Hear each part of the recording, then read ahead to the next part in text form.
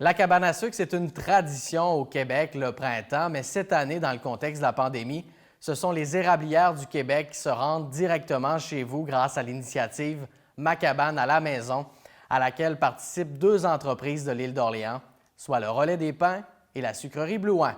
À ce sujet, voici le reportage qu'on vous a préparé.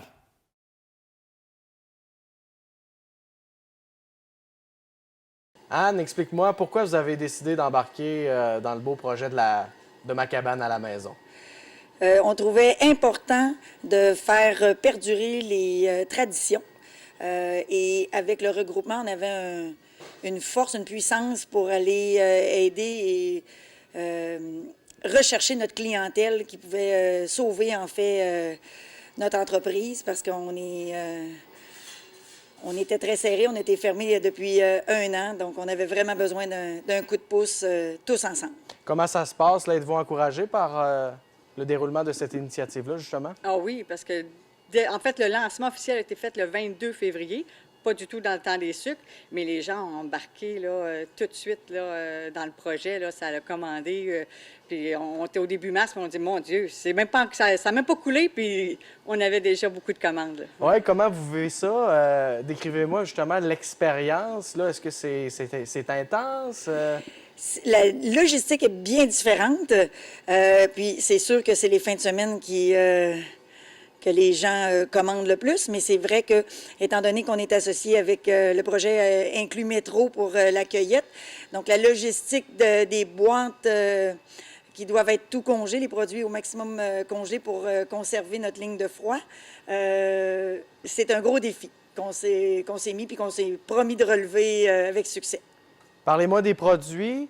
Quelqu'un qui a vraiment faim là, puis qui veut vivre la totale, là, il peut Oui. commander quoi là, Bien, concrètement? il peut commander une boîte, c'est sûr, on a des boîtes là, de différents formats, mais aussi, si ça l'intéresse pas, il peut toujours acheter les items qu'il aime, faire sa propre boîte, mais tout doit être réchauffé à la maison et on donne toutes les instructions qu'il faut pour que ce soit un succès, finalement.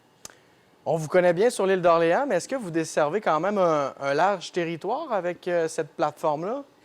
Bien, nous, le projet voulait qu'on puisse desservir les 196 métros du Québec.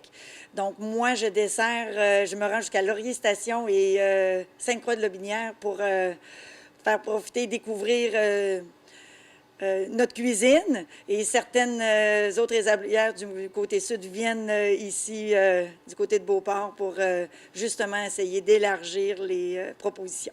C'est justement une façon de faire rayonner votre entreprise à plus grande échelle, parce que je pense que c'est une entreprise familiale ici à Sainte-Famille de l'île d'Orléans. Oui, on est vraiment... on est fiers parce qu'en fait, c'est mon grand-père dans les années 60 là, qui a parti ça ici. Après ça, ça a été mon oncle. Puis nous, on a acheté en 2009. Donc, ça reste dans la famille depuis 4 générations. Puis parlez-nous de l'importance des érablières au Québec. Là. Pourquoi c'est important de soutenir nos producteurs d'érable? Bien, c'est la pure tradition, en fait. Les rassemblements et les festivités et tout ça. Donc, il faut... on est pas mal tous au bord du gouffre parce qu'il ne s'est rien passé depuis un an. Donc, nous encourager va nous permettre de continuer la tradition encore longtemps. Puis justement, le soutien cette année des gens, est-ce que ça fait chaud au cœur de voir que les gens pensent à vous? Là? Vraiment, là. Puis les gens sont contents eux-mêmes aussi de savoir que, tu sais, ils font une différence parce que grâce à eux, on peut enfin respirer puis dire, mais on va vivre un temps des sucres différent des années qu'on connaît, mais au moins, on va pouvoir continuer. Julie et Anne, merci beaucoup pour l'entrevue. Ça me fait plaisir. Merci.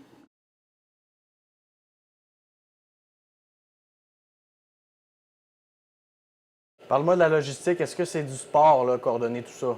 C'est sûr que oui. Souvent, on se réunit le vendredi, voir combien de boîtes on va sortir pour la fin de semaine. C'est vraiment différent d'habitude. D'habitude, là, on sait le nombre de clients qu'on reçoit à la fin de semaine, on sert tout frais. Là, avec la cabane à la maison, tout est surgelé, avec l'espace de congélation qui est un petit peu restreint. Là. Oui, des fois, il y a des journées de rush, il faut planifier les gens qui emballent le tout. Moi qui produis, souvent les pois, il faut tremper la veille que je produise mes légumes. Après ça, c'est la journée de production. Le lendemain, il y a des gens qui emballent tous les produits et tout ça. On a aussi un volet végétarien, là. OK. On a beaucoup de choses. Le tofu, érable tamari, soupe au pois, sans lard. J'aime bien dire des fèves au pas de lard aussi. On met pas de lard dans les fèves. Fait que c'est ça, il y a les crêpes tarte au sucre que les gens peuvent avoir aussi, là. Fait que c'est ça. C'est sûr que tout coordonné pour qu'il y ait de contamination, quoi que ce soit aussi, là, avec beaucoup d'allergies maintenant que les gens ont, là. C'est un autre volet aussi, là, les gluten, etc., etc. Il faut tout le temps surveiller ça aussi, là. Peux-tu nous décrire les principales spécialités du chef? C'est sûr, la soupe au pois, la traditionnelle soupe au pois, là, ici, en tout cas, à ce que on me dit, on me glisse à l'oreille, là, ça a l'air qu'elle est super bonne. Les fèves au lard avec notre sirop d'érable, le ragoût de boulettes là, qu'on a incorporé cette année au menu Ma cabane à la maison, qu'on sert habituellement, pas toujours dans le temps des sucres. C'est sûr, les crêpes, la tarte au sucre qui est vraiment excellente aussi.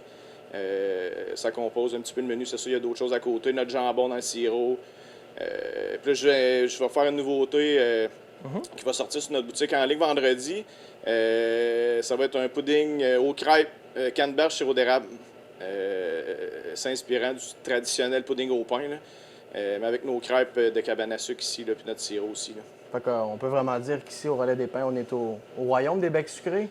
Oui, mais on a du salé aussi. Là. Pour les amateurs de salé, une petite oreille de Christ, quand c'est trop sucré, là, ça dessucre un peu. Puis en résumé, on comprend que c'est quand même beaucoup d'efforts que vous déployez. Est-ce que ça en vaut la peine au final, là? Ben oui, en fait, ça en vaut la peine pour l'entreprise, puis pour notre morale aussi. L'année passée, on n'a pas eu le temps des sucres. Tu sais, veux pas, quand on travaille en restauration, on vit de cette adrénaline-là, toujours. Là. Fait que ça me manquait. Là. Pour vrai, là, il y avait quelque chose en dedans là, qui manquait là, des journées de rush. Il y en a plusieurs qui disent qu'on est fou de faire ça. Là. Mais on a une belle folie, en fait, puis c'est le fun de revivre un peu le temps des sucres. Là. C'est sûr que la clientèle directement dans la salle à manger, puis le mouvement des serveurs, puis de la musique traditionnelle qu'on entend souvent à longueur de journée, c'est sûr que ça manque un petit peu, là. Mais un jour, on verra nos clients dans la cabane. Oui, vous avez quand même la boue dans le toupette.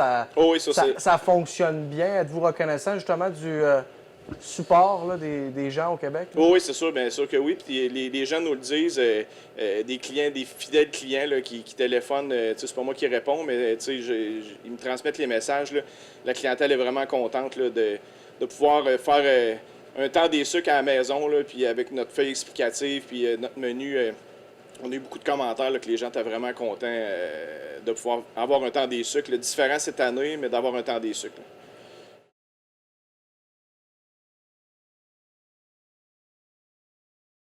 Là. Julie, explique-moi pourquoi tu as décidé d'embarquer dans l'initiative Ma cabane à la maison cette année. Bien, tout simplement pour embarquer, en fait, dans le fonctionnement de l'association, pour un encouragement envers tout le monde, suivre le processus pour que tout le monde soit encouragé de continuer de faire une autre façon de faire.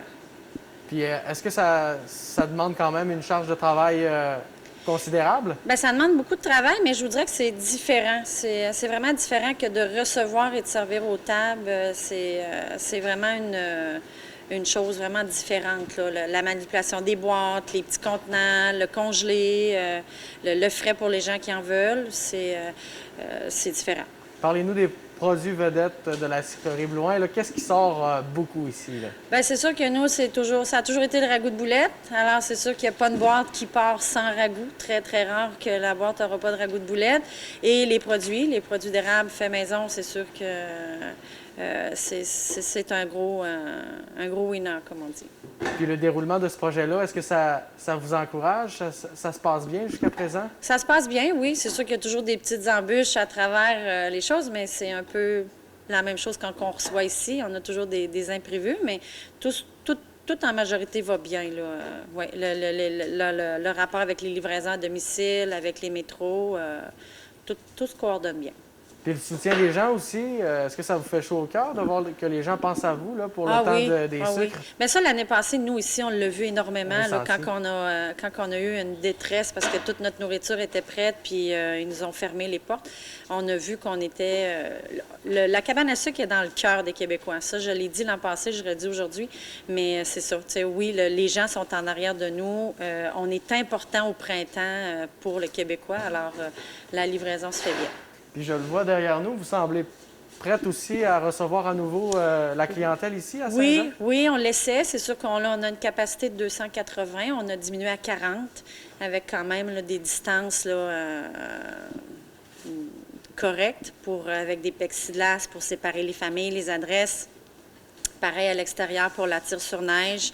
Les balades à cheval sont aussi ici cette année, mais en fonction d'adresse toujours. Alors, on laissait là, ça en fin de semaine. Puis en terminant, c'est qui les gens qui mettent la main à la pâte pour préparer les boîtes? Là, je Ah, pense ma qu'il y a une famille. histoire de famille. Oui, Hein? ma famille, toujours. Hein? Ma mère qui fait beaucoup de nourriture, qui nous aide à faire les boîtes. J'ai ma fille quand elle n'a pas d'école. On a un travailleur étranger aussi qui est avec nous depuis un bon bout. Mon père, la fin de semaine, qui va être à cheval, qui canne les sirops d'érable dans les canettes. La famille, il met beaucoup, beaucoup, beaucoup. Bien, merci beaucoup pour vos commentaires. Ça me fait plaisir.